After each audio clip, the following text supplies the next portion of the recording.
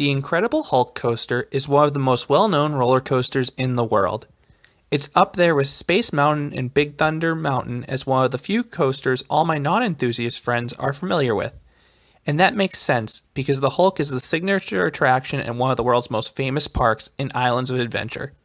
The Hulk is an icon. Its green track and distinct roar dominate the park. But does it ride as well as it looks? Yes, it does.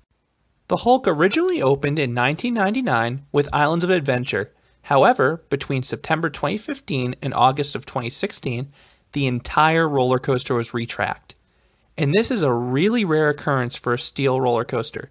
It happens all the time with wood coasters, but it's not really common for a steel coaster.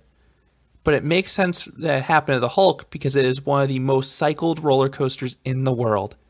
It ran 3 fully loaded trains pretty much non-stop for 16 years. The ride ran almost 10 hours per day, 365 days per year. Quite simply, it was being run into the ground. But now, the Hulk is back and better than ever. The Retracked Hulk removed the rattle that plagued the ride in its later years.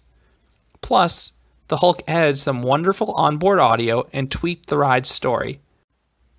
The story is loosely told in the ride's queue line. Just don't expect any footage of that queue line, since my phone was safely tucked away in a locker. The Hulk is one of those rare rides that bans all loose articles.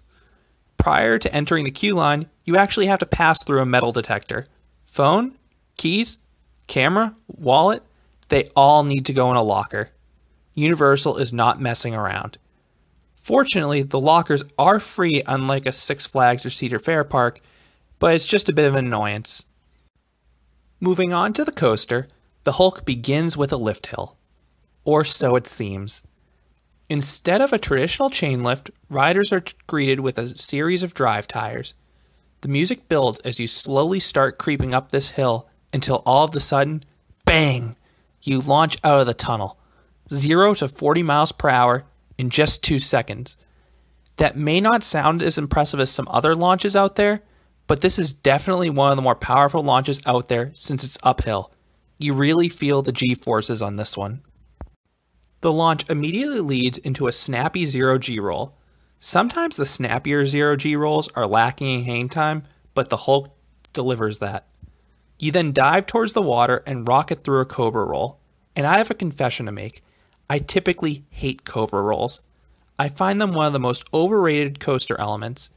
Typically, they do nothing for me. Typically being the key word. The Hulk's cobra roll is an entirely different animal. I love it. This is the only cobra roll in the world that causes me to gray out. It's a really intense element. That's followed by a relatively forceful vertical loop more akin to what you'll find in other B&Ms. Except this one dives underwater afterwards.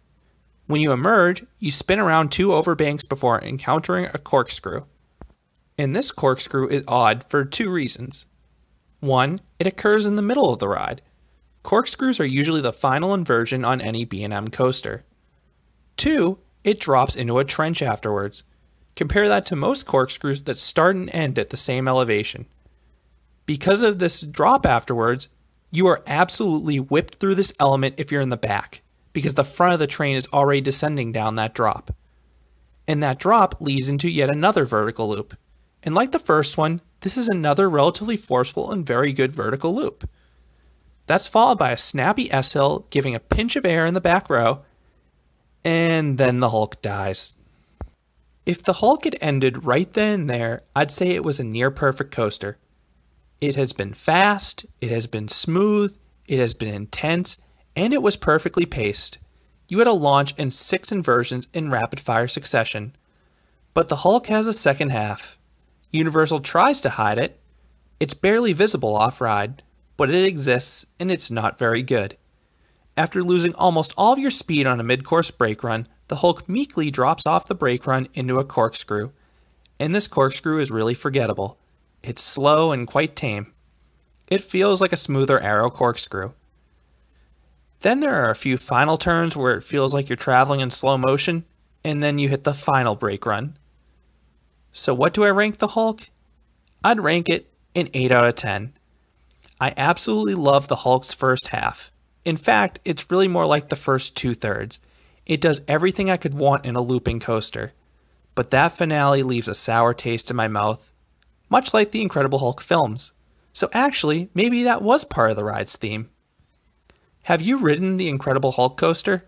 I'd love to hear your thoughts about this mean green machine down below. Thanks for listening.